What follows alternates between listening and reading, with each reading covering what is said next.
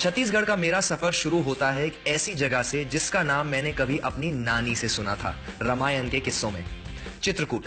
और चित्रकूट का सबसे स्पेशल अट्रैक्शन है यहाँ का चित्रकूट वाटरफॉल्स।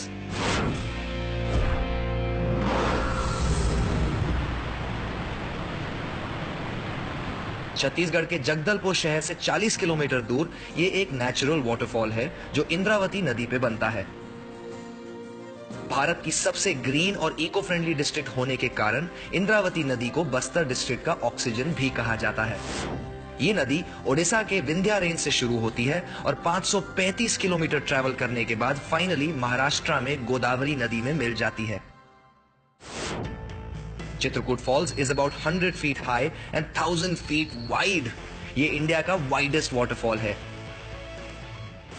और इसकी हॉर्स शू वाली शेप की वजह से इसे इंडिया का नायाग्रा फॉल्स कहते हैं। And going by its enormity, I have no doubts about it. हर एक सेकंड में इस झरने से 20 लाख लीटर पानी बहता है। चलिए इस वॉल्यूम को समझने के लिए एक कैलकुलेशन करते हैं।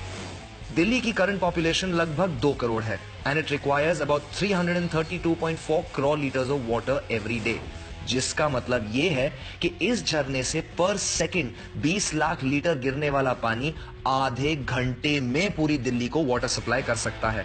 मतलब कि अगर ये माने कि एक इंसान on an average per day 2 litre पानी पीता है तो पूरे इंडिया की 1.2 बिलियन पॉपुलेशन की प्यास ये वाटरफॉल 20 मिनट में पूरी कर सकता है। OMG! ये तो हुई साइंटिफिक कैलकुलेशन। अब जरा अपने तरीके से समझाता हूं। एक हाथी का एवरेज वजन करीब 4000 किलो होता है, तो इन चट्टानों के ऊपर से गिरने वाले पानी का वेट करीबन 500 हाथियों के वेट के बराबर है। कमाल है यार। यहां अगर एक हाथी का पैर किसी इंसान पे पड़ जाए तो उसका कुछ नहीं बचता। इन बेचारे पत्थरों का क्या हाल होता होगा।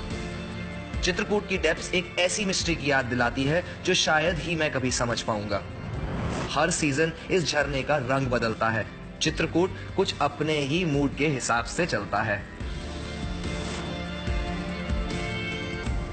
यहाँ मैं बहुत ही एडवेंचरस महसूस करता हुआ आया था, बट अनफॉर्चुनेटली पानी का लेवल बहुत ज्यादा हाई है, तो हम पानी में तो नहीं जा सकते, बट पानी के ऊपर तो जा सकते हैं। Which is why I have found myself this flying fox activity organized here by the tourism department and the government of Chhattisgarh. और मेरे अंदर का एडवेंचर कूद कूद कर बाहर आ रहा है। So I'm not going to waste time. They're going to rig me and I am going to go down right there. Standing on the edge of the cliff, and this is going to be awesome. Woohoo!